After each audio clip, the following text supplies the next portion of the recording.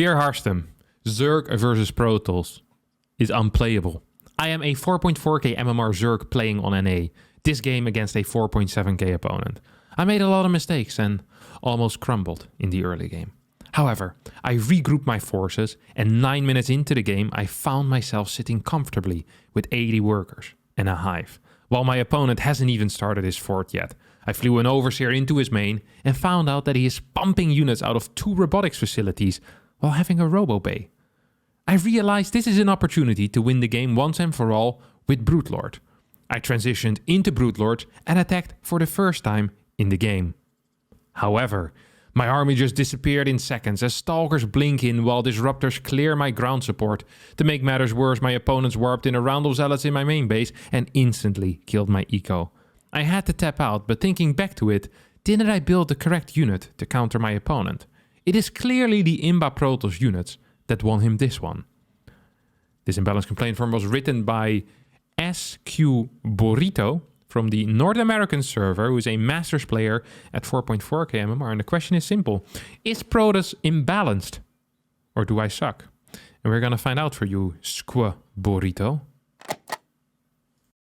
Alright friends, here we go. Square Burrito versus Clown. Not sure if this is a real clown or just, someone that calls himself a clown without really being one.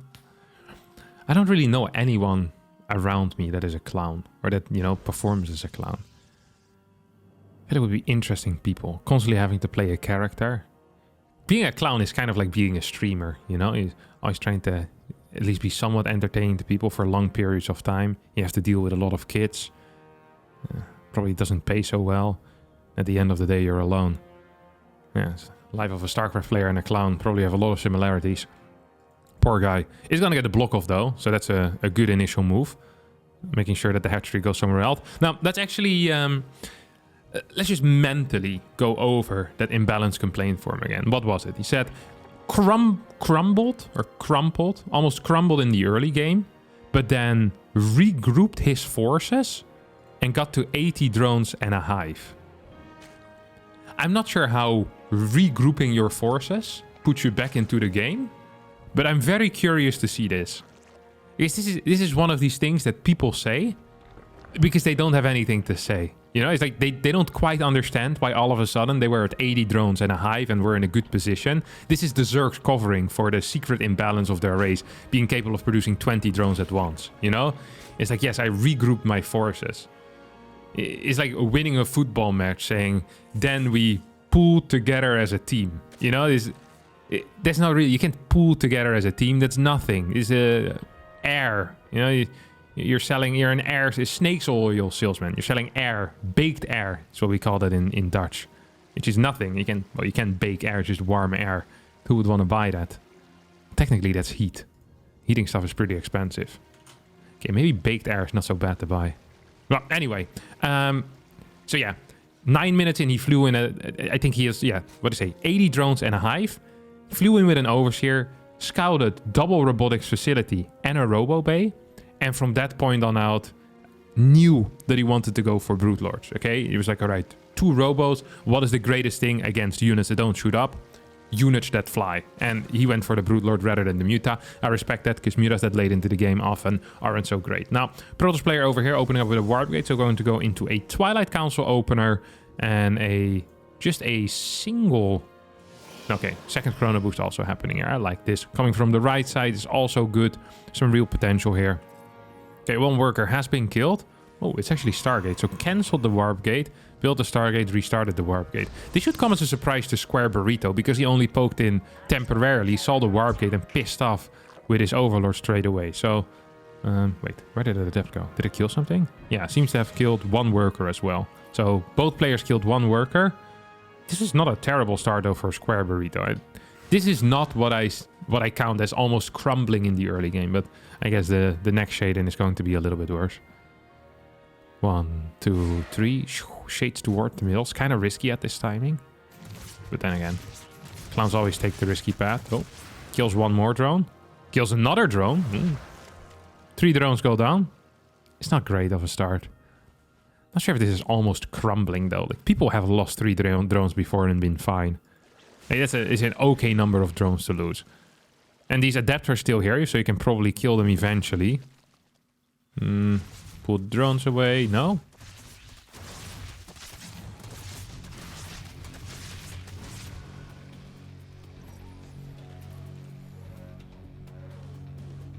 If this is a bad early game, I want to see a standard game out of Square Burrito, or an early game that is good.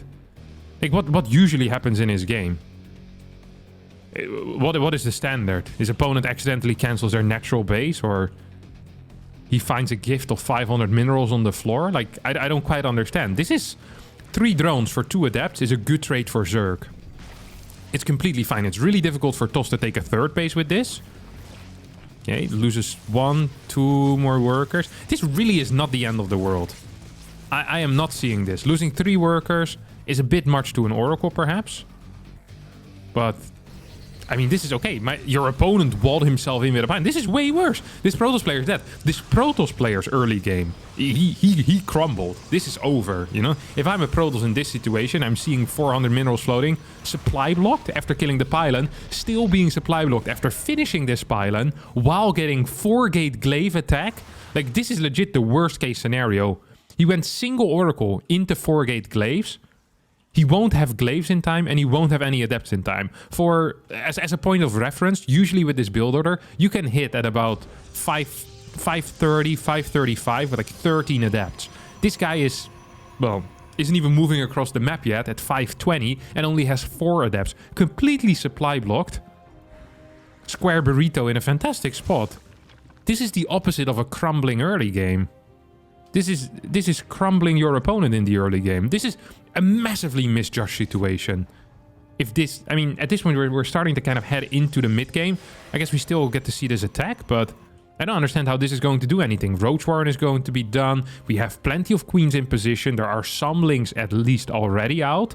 And you're not supply blocked either, so you can easily add in 4 or 5 roaches. Yeah, perfect call here, honestly, with the roaches. Not a huge fan of this ling run by, but maybe can do something as well. Take out a battery and then go for the pylon, perhaps. There's a random forge over here. Yeah, go for the pylon, go for the pylon, go for the pylon. Oh, right-click this. I mean, if this works, that would be huge. Could just right-click the Nexus. No! Just right-click it. Surely that would have been superior. Ooh, well, I mean, you can't do half-half, that's for sure. If you're going for the adepts, you're going for the adepts. If you're going for the Nexus, you go for the Nexus. You can't kill both of them halfway and then lose all your links. This fight is not great for the queens, but no drones are dying quite yet. Adept target fire is purely here on the injecting royalty as... injecting royalty. It sounds like the queen is on steroids. But what I meant was just the queens that inject into the hatchery.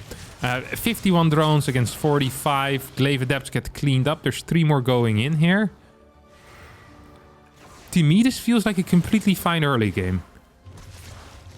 Like, I could be wrong. Let's just analyze here for a second. Okay, cheeky little pause. So, +1 melee is on the way. I guess there's still some adepts coming in. Okay, let's wait for these adepts. Let's wait until we see what these adepts do. Maybe these adepts kill 35 more drones, and then it's not bad after all. There's some random zealot here. Does he have charge? No. Halfway done. Oracle seeing this fort base. Adepts getting taken out, and 14 drones get produced instantly. Okay, I think now it's time to pause. What do we have over here? So we see 4 gateways, no upgrades for PROTOSS. PROTOSS is down 8 workers already, with 5 more on the way for Zerg. Zerg is on layer. So up in upgrades, up in workers, up a base. Is down in gas, as it's 4 gas against 3. That is not ideal, but has denied his opponent's attack and can now just freely drone up to 75, 78. No problem at all. It's getting a scout in as well. Look at that. Well, I guess he doesn't know it's a second robo, but this is the second robo. If you move a little bit further forward, you can also see the robo bay and the robotics facility. I thought this got scouted with an overseer though, but I guess we'll count it for now. Infestation pit on the way, 7 more drones. Yeah, more gas is being taken. I don't think this was a bad early game at all. This was a very good early game. There's absolutely 0 pressure that the PROTOSS can put onto the Zerg right now. And once +2 melee finishes up, Ling Bane is going to be so darn powerful attacking into bases because the Archon count will be low. There's only a single Oracle, so Ravager Ling Bane is a very viable composition to attack despite there being a Stargate opener. Usually you can't really attack with Ravager Ling Bane unless you creep spread all the way to your opponent's base or unless you build like 9 Mutas or something, because you're just going to get shot down by the Oracles. That's not going to be the case over here. Now, Queen does get slapped around, but that's 1 Queen for 5 Zealots, another good trade. Here we're going to have, well, I think 1 more Queen going down against some Lings dying. Actually, Lings have +1. They're fighting pretty darn well here. Would have loved to see the Roaches being pulled in a bit quicker and the Lings perhaps pulled back. Still, worker count good for the Zerg. And like I said, there isn't some magical thing that happened that all of a sudden made him ahead. He was ahead after the early game, and now he's ahead, well, pretty much in the mid game. He's not super far ahead, but he's in a completely fine position. He scouted, okay, has scouted the Robo and the Robo Bay, and then at this point, according to him, decided to go for a Broodlord push. This is a really early time to decide for a Broodlord push. I guess 8 guys, and he also hasn't started a Spire yet. Now there's this crazy trick. There's a little efficiency trick. Okay, it's kind of revolutionary, and I'll explain it to you, and I'll do it slow, real slow. So there is this building called the Spire, and the Spire can be built at layer tech already. Okay, so if you want to get Broodlords out, you need to morph it into a Greater Spire. But the Greater Spire can only be constructed once you get Hive Tech, which is the tier 3 building that Zerg has. Now, this trick utilizes the fact that the layer provides the ability to build a Spire. So what you do is, rather than teching to Hive first, then building the Spire, waiting for it to finish and starting the Greater Spire, before you start the Hive, you can start the Spire at the same time. And then around when the Hive finishes, you can immediately morph it into a Greater Spire. That's a very high level trick. And I wouldn't expect a player at 4.4k MMR with probably around 15,000 games to know of this yet. But just something to keep in mind for if any of you are advanced enough yet. But this is really high Grandmaster stuff. So be careful if you're a lower level. And don't really bother with that, okay? We're starting with 2 Vipers here. Hey, this feels disingenuous. I know it is technically correct that at 9 minutes there was no fort base yet, but this fort base went down at 9 minutes and 8 seconds because it's 30 seconds in right now. Like, it's not even that late because this fort base also wasn't saturated super fast. It's not like some crazy thing. It feels wrong.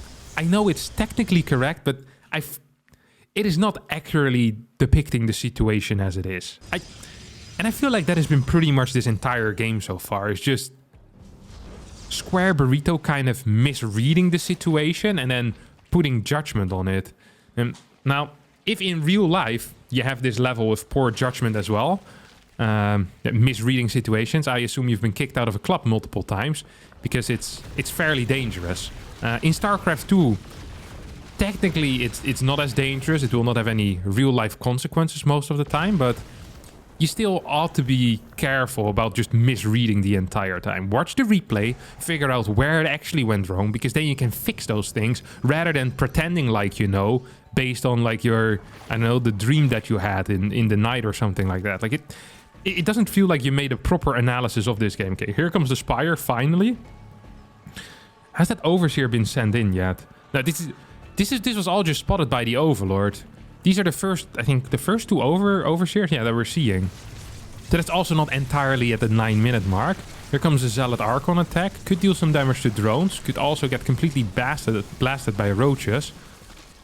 Or could just pull back home, also a viable solution. Honestly, not a terrible trade here for Clown. I feel like Clown really kind of got back into the game, got to a very high worker count. Square Burrito has been investing a lot in like later game tech while staying on a mid-game drone count. So usually if Zerg wants to go into a proper late game with brutes, you want to go up to like 86, 87 workers and maybe start doing some Bane run buys. If you want to attack your opponent at Ravager Ling Bane, 76 workers is a perfect amount, but you do need to do something with it. And it feels like Square Burrito has pretty much missed his timing and Also because his Greater Spire is only just now starting. So the Broodlord Rush is pretty much going to hit in like, what, a minute and a half, 2 minutes from now. And Clown right now is just simply ahead in eco. He's going to be ahead in upgrades as well. I mean, he's building a freaking second forge. And for whatever reason, Square Burrito is not continuing upgrades here. Had a very fast +1 melee, got a pretty quick +2 melee, didn't get anything else.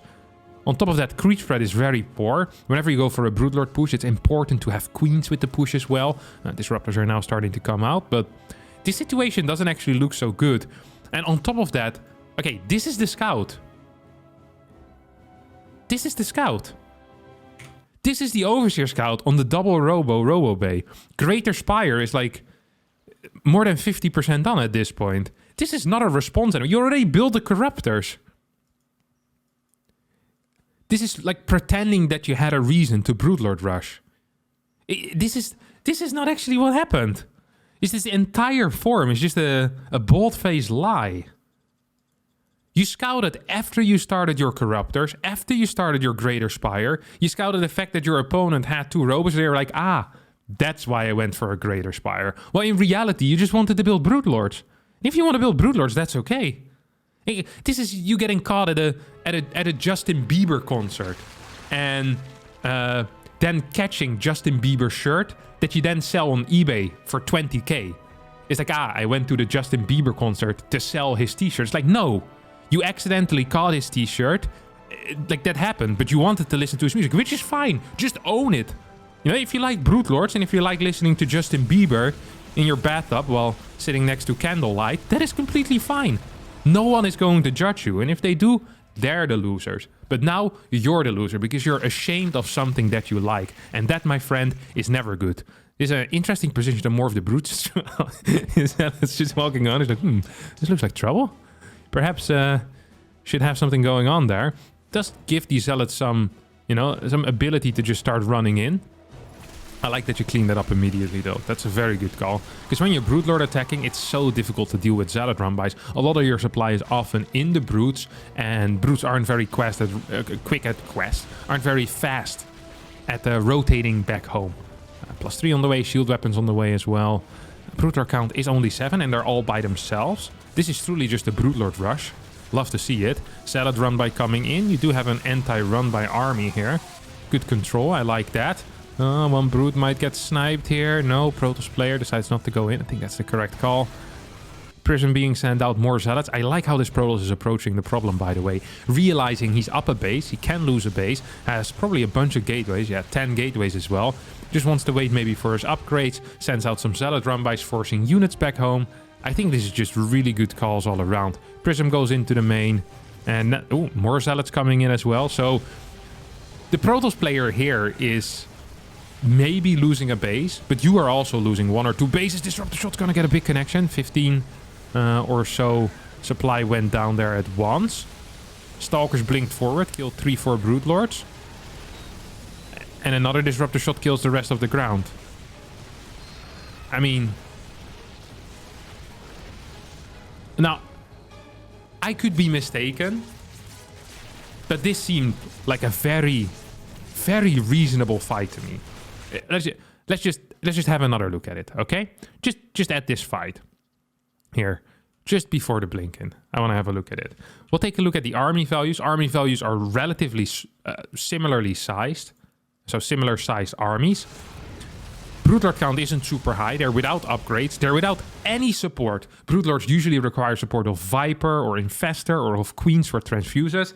They really make the Broodlord so much stronger. It becomes more than the sum of its products. It is massive. You know, the Broodlord becomes way stronger if there are Queens there because they can stay alive longer. They become way stronger if Fungal is there because they can keep the Stalkers in position and the Archons in position. But here, I don't think this is unreasonable to expect of a fight. If you're fighting against an army that in army value very closely matches yours, like you have a lot of units here, your opponent has some Zealots here, so both of you probably have similar army supply out of the fight.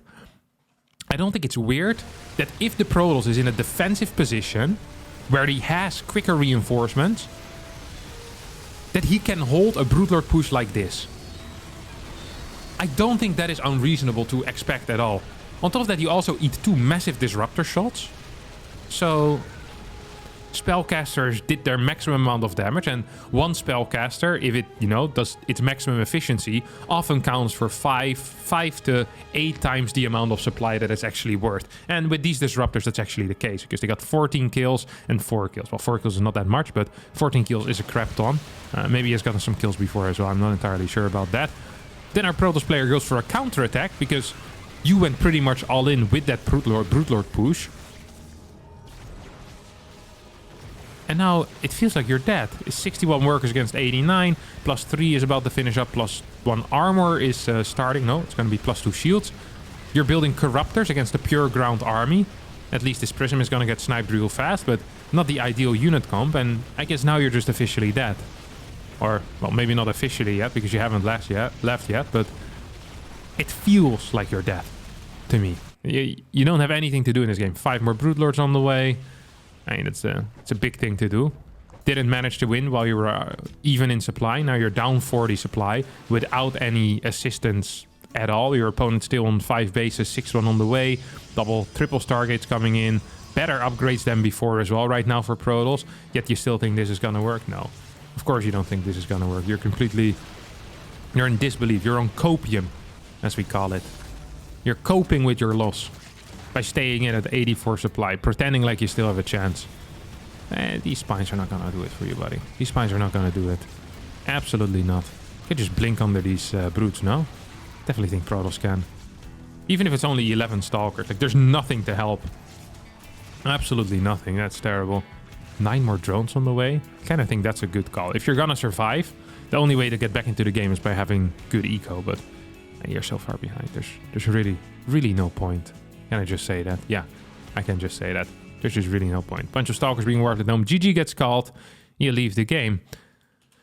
Now, it feels like from start to finish, you've made incorrect read after incorrect read. You were up in the early game. You didn't utilize that advantage very quickly. Rather than using that advantage to either build out your eco lead or to kill your opponent with a +2 melee attack, you decided to go low eco into a slow Brute Lord rush. Delaying your Spire until the hive was finished for like half a minute, throwing it down at that point, then finally getting across the map. Your opponent was already maxed on a powerful army. You didn't have any real splash of your own. You had like 10 banelings there. Your upgrades were worse than your opponent because you had so many roaches without any upgrades whatsoever. Don't forget, I guess +1 range. This just felt like a game you deserved to lose every single time, despite having a good early game. And that is the one thing where you think it went wrong. Like, everything after the early game was terrible, and the early game actually for you, I think was somewhat okay. Your opponent got supply block for like half an hour. His Glaive Adept attack didn't do half as much as you would expect. You just didn't capitalize on it whatsoever. So rather than regrouping your forces and getting to 80 drones and a hive, you threw away a perfectly fine lead that you had in the early game by doing world's slowest Brute Lord rush. Congratulations, my friend. PROTOSS is not imbalanced. You suck. And that's just the way it is. All right, that's going to be it for me today. Thanks all so much for watching. Hope you did enjoy this episode of Is It IMBA or Do I Suck? If you did, don't forget to hit the like button, subscribe to the channel, and I'll see all of you next time for a new video. Bye-bye.